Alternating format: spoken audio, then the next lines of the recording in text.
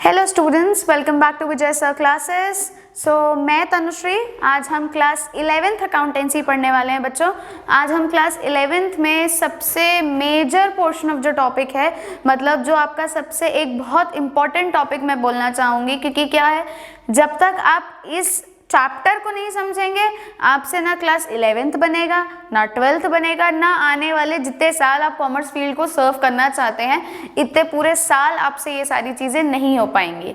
ठीक है, तो this class 11th journal entry जो है ये आपका इसीलिए इम्पॉर्टेंट है। जर्नल एंट्री को मैं इसीलिए हमेशा जब भी मैं पढ़ाते आई हूँ, जितने सालों से मैं पढ़ाते आई हूँ, मैंने हमेशा जर्नल एंट्री को एक बहुत इंपॉर्टेंट वाइटल चैप्टर सिर्फ और सिर्फ इसीलिए ही बोला है, क्योंकि अगर आप अभी नहीं बनाओगे आगे चल के आपसे ये चैप्टर और नहीं बनेगा, और जब ये आपसे और नहीं बनेगा तो कहीं ना कहीं आप इसके कॉन्सिक्वेंसेस खुद ही देख लीजिए कि आपको बिल्कुल भी वो चैप्टर अच्छे से हो ही नहीं पाएगा, आप कर ही नहीं पाओगे। और उसके बाद जब आपको क्वेश्चंस में, एनुअल एग्जाम में भी, बोर्ड एग्जाम्स में भी बहुत सारे ऐसे क्वेश्चंस होते हैं जो कि जर्नल एंट्री बेस्ड होते हैं। अगर आप इनका बेसिक फंडा समझ जाओगे तो कहीं ना कहीं आपको ज़्यादा स्ट्रेस नहीं होगा जर्नल एंट्री से रिलेटेड। ठीक है बच्चों, तो आई एक्सपेक्ट कि आपको ये चैप्टर आप उतने ही इंटरेस्ट के साथ सुने, आप उतने ही इंटरेस्ट के साथ इस चैप्टर में ध्यान दें जितने इंटरेस्ट के साथ मैं आपको पढ़ाने की कोशिश कर रही हूँ। तो लेट्स फर्दर स्टार्ट। ओके, चलो। तो सबसे पहला हमारा टॉपिक है जर्नल एंट्री में हमको जर्नल एंट्री का मतलब समझना है। जर्नल एंट्री, ठीक है, जर्नल एंट्री को हम लोग बोलते हैं बुक्स ऑफ ओरिजिनल एंट्री। देखो क्या होता है, जैसे हमारे घर है खुद का, है ना, हमारा खुद का जो घर है उसमें अगर किसी ने आपको 1000 रुपये ला के दे दिया कि हाँ आपके पास ये 1000 रुपीज़ है, अब आप मुझे बताओगे कि इस 1000 रुपीज़ को आपने कहाँ कहाँ क्या क्या खर्चा करा। ठीक, अब तुमको याद है कि तुमने 200 रुपये सपोज सब्जी में खर्चा कर दिया, ठीक है, तुमने 300 रुपये सपोज दूध में खर्चा कर दिया। एक घर के जो मेजर खर्चे होते हैं, आपने 200 रुपये और ले लिया बिजली बिल के लिए, ठीक है, इलेक्ट्रिसिटी एक्सपेंसेस, इलेक्ट्रिसिटी। तो ये कितना हो गया, 2 + 3 5, 5 + 2 7। अब जो 1000 में से आपका जो 700 है, आपको खर्चा पता है 700 का खर्चा आपने कहाँ करा है। जो इसके बाद 300 बच रहा है, इसका आपको कोई खर्चा नहीं पता कि भाई ये 300 गया कहाँ। ठीक, तो यही इसी चीज़ों को, इन चीज़ों के एरर को मिनिमाइज करने के लिए, इन चीज़ों के इफेक्ट को मिनिमलाइज करने के लिए कि इनके इफेक्ट जो हैं आपको ज़्यादा आपके ऑर्गेनाइजेशन को अफेक्ट ना करें, उसके लिए जर्नल एंट्री ड्राफ्ट करी जाती है। अब ये सोच के देखो, ये तुम्हारा सिर्फ 1000 है और सिर्फ 300 रुपये का डिफरेंस है। एक कंपनी में पूरे दिन भर में लाखों के ट्रांजैक्शंस होते हैं, और उन लाखों के ट्रांजैक्शंस का एक प्रॉपर ट्रैक रिकॉर्ड करना कितना डिफिकल्ट होगा, अब आप लोग खुद अपने आप में ये चीज़ एनालाइज करके देखो। आई अंडरस्टैंड कि आप लोग को ये चीज़ पता है कि नहीं, हाँ ये बहुत ईजिली हो जाएगा, ऐसे हो जाएगा, वैसे हो जाएगा, आप लोग सारी चीज़ें समझते हो। ठीक है, मैं आप लोग को और अच्छे से समझती हूँ कि हाँ आप लोग को पता है कि ये हम लोग अच्छे से याद कर लेंगे, ऐसा हो जाएगा, वैसा हो जाएगा। लेकिन जब आप एक बेसिक अकाउंट्स में जाओगे तो बेसिक अकाउंट्स में अगर आपको एज एन अकाउंटेंट हायर करें और आपको पूछ दिए कि हाँ चलो बताओ इस दिन पे तुमने ये 300 रुपये का खर्चा क्या है, तो आप अचानक से अगर आपसे कोई पूछेगा कि आपने 300 रुपये का क्या करा, तो you will not be in a state और you will not be in a position कि आप बता पाओ कि हाँ ये 300 रुपये हमने क्या करा है। ठीक है, तो दैट इज द पॉइंट कि अगर आपके जर्नल एंट्री करने का एक बहुत बेसिक जो हमारा मोटिव होता है कि हमको जर्नल एंट्री ड्राफ्ट करनी है, उसका बेसिक मोटिव यही है कि हम चाहते हैं, या कोई भी एक ऑर्गेनाइजेशन ये चाहता है कि उसको पता रहे कि उसके ऑर्गेनाइजेशन में कितने अमाउंट के क्या ट्रांजैक्शंस हो रहे हैं, कैसे हो रहा है, क्यों हो रहा है, किसके लिए हो रहा है, ये सारी चीज़ें पता करना जो है ये हमारा जर्नल एंट्री का बेसिक मोटिव है। ठीक है, जर्नल एंट्री जो है वो आपको हेल्प करता है कि सारे ट्रांजैक्शंस जो हैं वो एक क्रोनोलॉजिकल ऑर्डर, मतलब एक प्रॉपर ऑर्डर में लिखे हुए होते हैं, एक प्रॉपर ऑर्डर में मेंटेन रहते हैं। सारी की सारी एंट्री जो होती है वो एक प्रॉपर प्रोसेस के लिए होती है। देखो कोई भी ऑर्गेनाइजेशन जो है अपने फाइनल अकाउंट्स अगर आप कभी देखते होगे ना कि स्टेटमेंट आ गया, अंबानी ने इस पूरे साल में इतना कमाया, या टाटा का जो प्रॉफिट है वो इस साल का इतना हो गया, वो लोग कैसे डिराइव करते हैं? वो लोग सबसे पहले जर्नल एंट्री बनाते हैं। जब उन लोग डे टू डे ट्रांजैक्शंस अपने रिकॉर्ड करेंगे, उन लोग के जब डे टू डे एक ट्रांजैक्शन रिकॉर्ड होगा कि उनने इतने अमाउंट का एक दिन में ट्रांजैक्शन करा या उनने इतने अमाउंट का एक दिन में ये करा, तब जाके ही तो वो एक प्रॉपर फाइनल अकाउंट्स में आ पाएंगे। तो that is the point. Books of original entry जब हम लोग बोलते हैं, या इसको मैं बोलती हूँ प्राइम एंट्री, तो इसका मतलब ये होता है कि सारे के सारे ट्रांजैक्शंस को यहाँ पे रिकॉर्ड करा जाता है, फिर उसके बाद उनको फर्दर प्रोसेस के लिए फॉरवर्ड करा जाता है, फर्दर उनको आगे बढ़ाया जाता है कि आप अब आगे जाओ और आगे जाके जो आपके लेजर बनेंगे, कैश बुक बनेगा, ट्रायल बैलेंस बनेगा, या जो भी आपके बुक्स ऑफ अकाउंट्स बनने वाले हैं उनके लिए आपको पास ऑन करा जा रहा है। तो let me explain you journal entry more. Journal entry is nothing but journal entry is basically a proper books of original entry. ये एक proper books of original entry है जो कि आपको देते हैं, जो कि आपको एक प्रॉपर रिकॉर्ड देगा कि आपने किस दिन पे कितने अमाउंट का क्या ट्रांजैक्शन करा है, और उस दिन से लेके आप आने वाले जो भी आपके ट्रांजैक्शंस हैं उनका क्या आप इफेक्ट आने वाले अकाउंट्स के ऊपर लाओगे, ये पूरा आपको जर्नल एंट्री देता है। ठीक है। जर्नल एंट्री जो है इसको हम बुक्स ऑफ प्राइमरी रिकॉर्ड इसलिए बोलते हैं क्योंकि यहाँ पे सबसे पहले कभी भी कोई ट्रांजैक्शन होता है तो सबसे पहले हम लोग उसको जर्नल एंट्री में रिकॉर्ड करते हैं। उसके बाद वो ट्रांजैक्शन जो है आगे मूव ऑन होता है, आगे बढ़ता है, और उसके बाद उसके इफेक्ट का जो भी आप निकाल सकते हो वो आपके कंक्लूजन आपके ऊपर रहता है। जर्नल एंट्री जो होती है, जर्नल एंट्री को हम लोग यहाँ पे बुक्स ऑफ ओरिजिनल एंट्री बोलते हैं। आज वेल एज यहाँ पे ये क्रोनोलॉजिकल ऑर्डर में रिकॉर्ड होती है। अगर जैसे सपोज आपको सिर्फ एक गोडाउन का काम दिया गया कि आपको इस गोडाउन का काम लिखना है, या सपोज जैसे यहाँ पे मैंने आपको एक घर का एग्जांपल दिया, आपने सब्जी का खर्चा पहले करा इसलिए आपने सब्जी को पहले लिखा, और दूध का खर्चा आपने बाद में करा इसलिए आपने दूध को। यही चीज आप पहले लिख दोगे और इसको बाद में लिखोगे, ठीक है, इफेक्ट आपका सेम हो रहा है। किसी भी ऑर्गेनाइजेशन में एक एंट्री अगर पहले लिख दिया, एक एंट्री बाद में लिख दिया, फर्क नहीं पड़ता अमाउंट का, लेकिन डेट एंड टाइम का फर्क पड़ता है। अब क्या है, आप दूध का यहाँ पे कर दिया और सब्जी का यहाँ पे, तो कल को अगर आपको जाके बोलना पड़े, कल को आपको अगर कोई पूछे कि आपने इस दिन पे ये खर्चा करा, अब नेक्स्ट खर्चा आपको कब करना है, तो वो कहीं ना कहीं आपके लिए एक मिसमैच हो जाएगा। तो इसीलिए जब भी हम लोग पढ़ते हैं बुक्स ऑफ ओरिजिनल एंट्री, जब भी हम लोग जर्नल एंट्री करते हैं, इसका बेसिक पॉइंट ये रहता है कि वो एक प्रॉपर क्रोनोलॉजिकल ऑर्डर में है, वो एक प्रॉपर सेगमेंटेड ऑर्डर में है कि हाँ उस दिन पे ये ट्रांजैक्शन पहले हुआ तो उन्होंने ये ट्रांजैक्शन पहले लिख दिया। जैसे मैं अभी थोड़ी देर पहले आपको गोडाउन का एग्जांपल दे रही थी, तो गोडाउन का क्या था, इतने बजे इतना सामान गया तो आपने उसको मेंशन करा, उतने बजे ये सामान गया तो आपने उसको इतना मेंशन करा। तो दैट इज व्हाट हैपेंस ना, डे बाय डे आप सारी चीजों को मेंशन करते हो, डे बाय डे आप सारी चीजों को लिखते हो। तो this is what is known for every other thing. Journal entry को इसीलिए हम क्रोनोलॉजिकल ऑर्डर बोलते हैं क्योंकि वो आपको एक प्रॉपर सेगमेंटेड ऑर्डर में सारी चीजें दे सकता है। Now moving ahead, journal entry बनाने का सबसे बेसिक एडवांटेजेस आपके क्या होते हैं। जर्नल एंट्री ड्राफ्ट करने का सबसे बेसिक एडवांटेज जो होता है आपका, वो ये रहता है कि ये आपको accounting data as and when जब आपको जरूरत है वो तब आपको दे सकता है। मतलब अगर आपने इस डेट पे, जैसे ये 1000 का, ये मैंने इतना खर्चा बस किया, उसके बाद अगर आप पूछोगे कि कहाँ गए पैसे, तो मैं आपको एज एन उस डेट पे ये बता सकती हूँ कि 500 रुपये मैंने यहाँ पे खर्चा कर दिया। तो दैट इज व्हाट, आप डेली ट्रांजेक्शन रिकॉर्ड करो, within hour, within minute, जब भी जो ट्रांजैक्शन हो रहा है उसको रिकॉर्ड करो, तो वो अकाउंट करता है कि आपने कितने ट्रांजैक्शन कितने अमाउंट तक का करा है। ठीक। Next what comes is possibility of error. जो रहता है, जो भी एरर्स होने के चांसेस होते हैं कि हो सकता है यहाँ पे मैंने इसको 350 लिख दिया हो, यहाँ पे मतलब मैंने जैसे सपोज मैंने उसको 300 दिया लेकिन मैंने खर्चा 350 का करा, तो यहाँ पे अब मुझसे कोई अगर पूछेगा कि आपने 50 रुपए एक्स्ट्रा कहाँ कर दिया, तो इसका एक एरर जो है वो रिड्यूस हो जाता है। ठीक है, क्योंकि अगर मैं जर्नल एंट्री बना रही हूँ तो मैं 300 का भी बनाऊंगी और जो मैंने एक्सेस ऊपर में 50 खर्चा करा है उसका भी मैं बनाऊंगी। तो this is what is known कि मैं 200 का भी बना रही हूँ, मैं 350 का। तो यहाँ पे जो एक एरर आ सकता था 50 रुपए का एक्सेस एरर आ सकता था, उस एरर के चांसेस जो है हमने उसको रिड्यूस कर दिया है। एक्सप्लेनेशन, आप जर्नल एंट्री जब लिखते हो तो उसके बाद आप बीइंग करके ट्रांजैक्शन का भी एक आप फॉर्मेट लिखते हो। वो हम क्यों लिखते हैं, क्योंकि हम वहाँ पे एक एक्सप्लेनेशन देते हैं कि उस ट्रांजैक्शन में कितने अमाउंट का है, किस डेट पे हुआ और किस चीज के लिए हुआ। इवन इफ नहीं लिखते हो तो आप जर्नल एंट्री बस लिख रहे हो ना, तो वो ट्रांजैक्शन का एक एक्सप्लेनेशन होता है कि इसने इस अमाउंट का इतना ट्रांजैक्शन कर लिया है, तो वो अपने आप में आपको ट्रांजैक्शन एक्सप्लेन कर देता है। Next that comes is ledger posting के लिए बहुत इजी हो जाता है, क्योंकि सिंस यहाँ से हम लोग को डायरेक्ट उनके डेबिट और उनके उस अकाउंट के पर्टिकुलर डेबिट और पर्टिकुलर क्रेडिट में जाना है, तो यहाँ पे ये चीज़ जो होती है वो बहुत ही ईजी हो जाती है।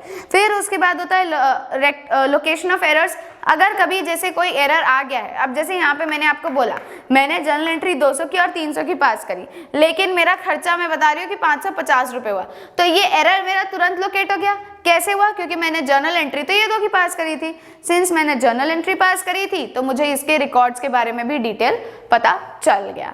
आया बच्चों समझ में? तो ये होते हैं जर्नल एंट्री के एडवांटेजेस कि अगर आप कभी भी इन सारी चीज़ों के थ्रू अगर आप जर्नल एंट्री समझने चलो तो आपको जर्नल एंट्री जो है वो इतना ईज हो जाएगा। ठीक, मूविंग अहेड, नेक्स्ट उसके लिमिटेशंस भी होते हैं। अगर बहुत लार्ज वॉल्यूम ऑफ ट्रांजैक्शंस है, मतलब क्या होता है कि कभी कभी किसी ऑर्गेनाइजेशन जैसे 100, 150, 200 ट्रांजैक्शंस जा रहे हैं तो वो कहीं ना कहीं थोड़ा डिफिकल्ट हो जाता है कि आप एक ही दिन में सारे ट्रांजैक्शंस को मेंटेन करो।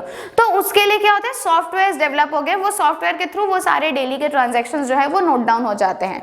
उसके बाद cash balance, every now and then आपका कैश बैलेंस रिवील नहीं होता, क्योंकि हो सकता है कभी आपने, हो सकता है ये आप 50 रुपए का ट्रांजैक्शन पहले का है, मतलब पहले का आपने किसी चीज का रेक्टिफाई करा है, ऐसा कुछ, मतलब कुछ भी हो सकता है, कोई भी चांसेस है, तो ये आपका वो अलग चीज हो जाता है। फिर उसके बाद है not suitable for ledger, ledger के लिए बिल्कुल बहुत एक पॉइंट पे ये लेजर के लिए सूटेबल नहीं है, क्योंकि कभी कभी इसका डेबिट और उसका क्रेडिट जो होता है वो डिफरेंट हो जाता है। ठीक है, तो मूविंग अहेड, हमको इतना ज़्यादा जो उसके लिमिटेशंस है उसके बारे में इतना डेप्थ में नहीं सोचना है, हमको उसके लिमिटेशन से ज़्यादा, कहीं ज़्यादा हमको उसके एडवांटेजेस और बेनिफिट्स के बारे में सोचना है कि वो हमें क्या एडवांटेजेस और क्या बेनिफिट्स जो हैं उनको सर्व करता है। ठीक है, तो यहाँ पे हमको ध्यान देने वाला बात यह है कि मैंने आपको बुक्स ऑफ ओरिजिनल एंट्री मतलब जर्नल एंट्री के बारे में बताया कि जर्नल एंट्री क्या है, हमको क्या हेल्प करती है और हमारे लिए कितनी इंपॉर्टेंट है, ये सारी चीज़ें हमने समझी है। और उसके बाद हमने समझा कि ट्रांजैक्शंस को जब हम लोग रिकॉर्ड करते हैं तो वो हम लोग हमेशा पहले इसमें रिकॉर्ड करते हैं, जर्नल एंट्री में सारे ट्रांजैक्शन क्रोनोलॉजिकल ऑर्डर में रिकॉर्ड होते हैं। हमने ये चीज़ें समझ ली, जर्नल एंट्री के बारे में, जर्नल बुक के बारे में हमने ये समझ लिया। जर्नल एंट्री पास करने के प्रोसेस को हम लोग बोलते हैं जर्नलाइजिंग। ठीक है, ये एक इंपॉर्टेंट टर्म है जो आपको हमेशा याद रखना चाहिए। Next what comes is format of journal. Format of journal में सबसे पहले हमारा अब हम देखेंगे कि फॉर्मेट कैसे बनता है जर्नल का।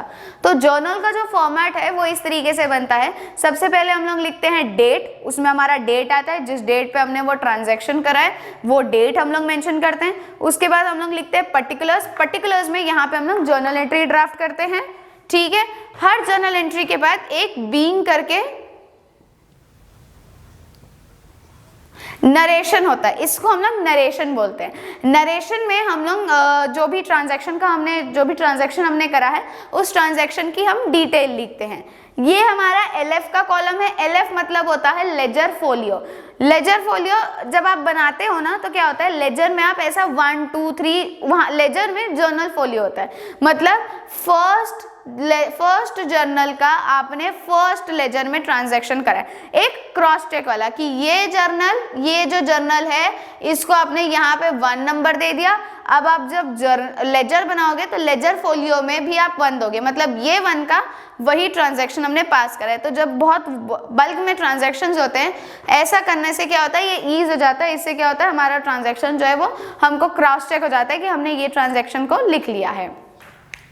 डेबिट अमाउंट, अब सिंस हम लोग यहाँ पे जैसे आप देख सकते हो, हम लोग जब जर्नल एंट्री ड्राफ्ट करेंगे तो कोई एक अकाउंट जो होता है वो डेबिट होता है और कोई एक अकाउंट जो होता है वो क्रेडिट होता है। डेबिट अकाउंट के साथ हम जरूर डेबिट लिखते हैं, लेकिन क्रेडिट अकाउंट के साथ हम क्रेडिट नहीं लिखते हैं। तो यहाँ पे जो डेबिट हो रहा है सिर्फ उसी का अमाउंट आएगा, यहाँ पे जो क्रेडिट हो रहा है सिर्फ उसी का अमाउंट आएगा। दोनों का अमाउंट, डेबिट एंड क्रेडिट, दोनों का amount has to be same every time. This is a necessity कि दोनों का अकाउंट जो होना चाहिए वो हमेशा सेम होना चाहिए। ठीक है, आई बात समझ में? चलो मूविंग अहेड, अब अपने को बनाना है, अब अपने को समझना है सबसे पहले types of journal entry. Types of journal entry में मैं फिर से एक बार एक्सप्लेन कर देती हूँ। पहले हमको सबसे पहले डेट लिखना है, जिस डेट पे ये ट्रांजैक्शन हुआ। पर्टिकुलर्स, ये पर्टिकुलर लिखना है। उसके बाद हमको एलएफ लिखना है। एलएफ के बाद हमको एक डेबिट और क्रेडिट अमाउंट का कॉलम बनाना है। ये मेरा जर्नल एंट्री का पर्टिकुलर फॉर्मेट है। फिर उसके बाद है जर्नल एंट्री। जर्नल एंट्री 2 तरीकों की होती है, एक है सिंपल एंट्री, दूसरी होती है कंपाउंड एंट्री। सिंपल एंट्री मतलब जो सिंपल किसी एक चीज के साथ ट्रांजैक्शन हो जा रही है वो एंट्री मेरी सिंपल कहला रही है। उसके बाद है कंपाउंड एंट्री। कंपाउंड एंट्री मतलब होता है जो हम लोग एक या एक से ज़्यादा अकाउंट के साथ जो एंट्री करते हैं वो मेरी कंपाउंड एंट्री होती है। जैसे कि सपोज मैंने बिजनेस स्टार्ट करते टाइम मेरी एक एंट्री है बिजनेस स्टार्ट करने की, cash account debit to capital. अब मैं बिजनेस में कैश भी ला रही हूँ, एसेट भी ला रही हूँ और कुछ और चीज़ें भी लेके आ रही हूँ, तो जब मैं उन सारी चीज़ों को डेबिट कर रही हूँ या उन सारी चीज़ों को क्रेडिट कर रही हूँ तो वो मेरा कंपाउंड एंट्री कहलाता है। ठीक है बच्चों, तो ये हम लोगों ने डिटेल पढ़ी किसके बारे में, ये सारी डिटेल थी हमारी बुक्स ऑफ ओरिजिनल एंट्री, मतलब ये हमारा था जर्नल के बारे में डिटेल था। अब हम पढ़ेंगे कुछ सैम्पल जर्नल एंट्रीज।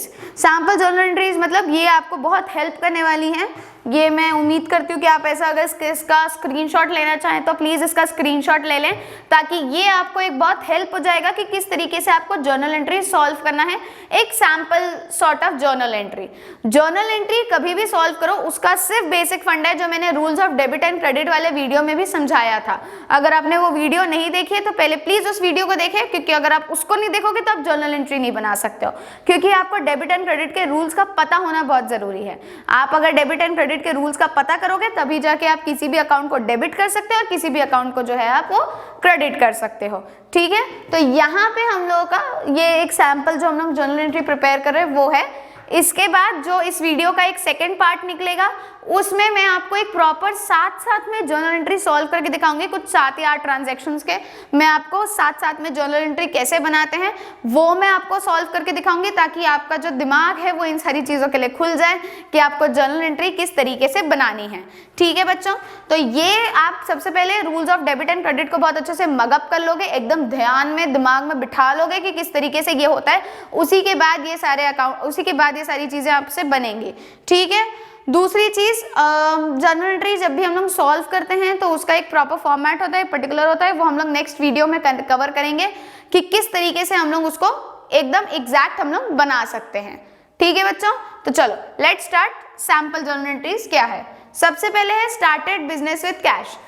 आपको हमेशा ये एक ट्रांजैक्शन मिलेगा ही कि आपको बताना है स्टार्टेड बिजनेस विद कैश का आपने क्या जर्नल एंट्री बनाया।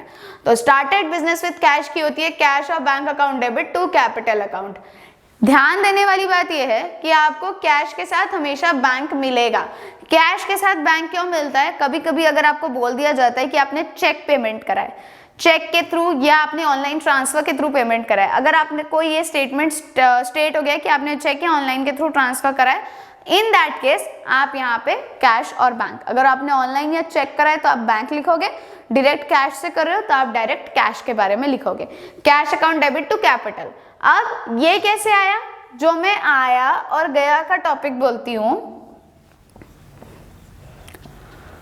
आया तो डेबिट, गया तो क्रेडिट बोलती हूँ, तो ये कैसे हुआ? कैश और बैंक, मेरे बिजनेस में कैश आया, बैंक के थ्रू आया, कैश के थ्रू आया, किसी के भी थ्रू आया और कैपिटल गया। क्यों? क्योंकि कहीं ना कहीं मेरे को बिजनेस चालू करना था, तो मैंने कहीं ना कहीं पैसे जमा के रखे थे, ये मेरा कैपिटल का बिजनेस है, मतलब ये मेरे बिजनेस का कैपिटल है। कैपिटल मतलब पूंजी, जिस अमाउंट से हम बिजनेस को स्टार्ट करते हैं, तो ये मेरा वो कैपिटल है। तो वो कैपिटल को मैंने निकाल लिया, अपने पास जो था वो कैपिटल को मैंने दे दिया और बिजनेस में मेरे कैपिटल आ गया।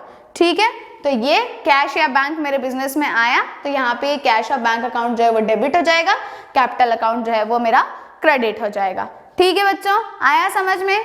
नेक्स्ट उसके बाद है purchase goods on cash and credit. Purchase goods on cash and credit मतलब है purchase account debit to cash और सप्लायर अकाउंट। ठीक, यहाँ पे क्या हो रहा है? परचेज का आपका अकाउंट डेबिट करना आपको बहुत जरूरी है। ठीक, परचेज हमेशा ही डेबिट होता है, जरूरी नहीं बोलूंगी मैं, परचेज हमेशा ही डेबिट होता है। क्यों? परचेज अब कैश और क्रेडिट दोनों में कैसे कर सकते हो? कैश क्या है? कैश मतलब आपने डायरेक्ट कैश में सामान खरीद लिया। क्रेडिट क्या है? मतलब आपने उधार में सामान खरीदा। ठीक है, तो कैश जब आप खरीद रहे हो तो purchase account debit to cash हो जाएगा। अगर आप क्रेडिट में खरीदते हो तो आप वहां पे सप्लायर का नाम मेंशन करोगे जिससे आपने क्रेडिट में खरीदा। अगर आपके ट्रांजैक्शन में ये स्टेट करा हुआ है कि purchase from Ram on credit, ठीक, तो आप राम का नाम लिखोगे, लेकिन purchase goods from Ram on cash, तो वहां पे आप कैश लिखोगे। कभी भी किसी ट्रांजैक्शन में अगर आपका ऐसा दिया हुआ है, किसी का नाम लिखा हुआ है, ठीक है, तो वहां पे नाम ही आएगा। लेकिन अगर उस ट्रांजैक्शन में कैश दे दिया है तो आप कैश लिखोगे। ये परचेज सेल दोनों के लिए होता है। परचेज को हम डेबिट क्यों करें? क्योंकि आया क्या हमारे पास गुड है, और गया क्या हमारे पास से कैश है, तो इसीलिए परचेज का अकाउंट हम लोग डेबिट करेंगे। कैश और सप्लायर मतलब जो भी हमारे पास कैश आ रहा है जिसके थ्रू हम लोग उसका अकाउंट क्रेडिट कर देंगे। Next is sold goods for cash और क्रेडिट। अगर हमने गुड्स को कैश और क्रेडिट में बेचे हैं तो सामान मेरे पास से गया है, इसीलिए सेल्स का अकाउंट जो है वो क्रेडिट हो गया है कैश और कस्टमर, क्योंकि मैंने बेचा तो किसी कस्टमर को बेचा होगा। अगर मैंने क्रेडिट मतलब उधार का ट्रांजैक्शन, अगर मैंने उधार में बेचा है तो मैं कस्टमर का नाम लिखूंगी। कैश मतलब मैं पैसे में बेच रही हूँ, ठीक है। तो सोल्ड गुड्स व कैश और क्रेडिट, तो कैश में मैं बेच रही हूँ तो वहां पे मैं कैश लिखूंगी, cash account debit to sales. अगर किसी का नाम आ रहा है तो वो यहाँ पे मैं कस्टमर का नाम लिख दूंगी। सेम जो हमने परचेज में करा वही हम लोग इसमें भी करेंगे। फिर उसके बाद ओपन द बैंक अकाउंट। अगर हमने बैंक अकाउंट खोला है तो bank account debit to cash account, मतलब जो भी मैंने बैंक अकाउंट जिसके साथ भी मैंने बैंक अकाउंट खोला है जिसके नाम से भी, तो बैंक में पैसा आया, कैश मेरे पास से गया। फिर उसके बाद है गुड्स विड्रॉन। गुड्स अगर हम लोगों ने विड्रॉ कर लिया, गुड्स अगर हम लोगों ने निकाल लिया, गुड्स विड्रॉन, तो drawings account debit to cash account, ठीक है। फिर इसके बाद अगर सपोज ये मेरे पर्सनल यूज का था, ठीक है, अगर मैं ड्राइंग्स को ऑफिस यूज का करती हूँ तो यहाँ पे मैं बैंक लिख सकती हूँ, या मतलब पर्सनल यूज ऑफिस यूज आप यहाँ पे इसको इस तरीके से, अगर आप ऑफिस यूज के लिए कर रहे हो तो bank account debit to cash account भी इसमें आप मेंशन कर सकते हो। Next what is there is charity given. Charity given मतलब है कि आपने चैरिटी दे दिया। चैरिटी गिवन मतलब है charity account debit to purchases account. Charity आपने दे दिया तो चैरिटी सिंस आ गई आपके पास चैरिटी, तो चैरिटी का अकाउंट डेबिट हो रहा है टू परचेजेस। ये परचेजेस हमको लिखना ऑफिशियली जरूरी होता है, इसलिए हम लोग वहां पे परचेजेस लिख रहे हैं। फिर उसके बाद है बैड डेब्ट्स। बैड डेब्ट्स मतलब होता है डूबा हुआ पैसा। तो अगर आपका बैड डेब्ट्स है तो bad debts account debit to customer, मतलब जिसके नाम से भी बैड डेब्ट्स है। If there is a bad डेब्ट in the name of Mohan, Shyam, Rohan, anyone, तो bad debts account debit to Mohan, Shyam, whosoever name it is. Next is recovery of bad debts. Recovery of bad debts में आप क्या करते हो, cash account और bank account debit to bad debts recovered. अब यहाँ पे क्या हो रहा है कि आपके पास ये जो पैसा डूबा था उसका कैश आपके पास आ जा रहा है, तो जो आपने बैड डेब्ट्स रिकवर्ड अकाउंट एक बनाया था उस अकाउंट से पैसा चला गया और कैश और बैंक अकाउंट में आ गया। आया बच्चों ये चीज समझ में? ये एक कुछ सैंपल एंट्रीज थी। हम लोग आने वाला जो हमारा नेक्स्ट वीडियो होगा उसमें मैं आपको एक प्रॉपर क्वेश्चन सॉल्व करके दिखाऊंगी कि किस तरीके से जर्नल एंट्री के क्वेश्चन को सॉल्व करा जाता है। मैं उम्मीद करती हूँ कि ये वीडियो आपको बहुत अच्छे से समझ में आया होगा। बच्चों अगर थोड़ा बहुत भी डाउट है, कुछ भी ऐसा चीज़ है जो आपको नहीं समझ में आ रहा है, हमें कमेंट करके ज़रूर बताइएगा। हम जितना हो सके हम उसको सॉल्व करने की कोशिश करेंगे। और आप इस वीडियो को एक नहीं, दो नहीं, 3 बार देखिए, 4 बार देखिए, जितने बारी आप इसको रिपीट मोड पे देखना चाहते हैं देखिए, ताकि आप अपना जर्नल एंट्री का कंसेप्ट क्लियर कर सके। क्योंकि जर्नल एंट्री का कंसेप्ट क्लियर नहीं होगा मतलब बहुत ज़्यादा लॉस है आपके लिए अगर आप ये जर्नल एंट्री नहीं समझोगे तो till that time take care of yourself all of you. Do watch, share and like to and subscribe to our channel. अगर आपने सब्सक्राइब अभी तक नहीं करा है तो जल्दी से सब्सक्राइब कर लो, लाइक करो, शेयर करो अपने फ्रेंड्स के साथ, ताकि सब अच्छे से पढ़ाई करो और सब अच्छे मार्क्स के साथ बाहर आओ क्लास 12th में। Thank you.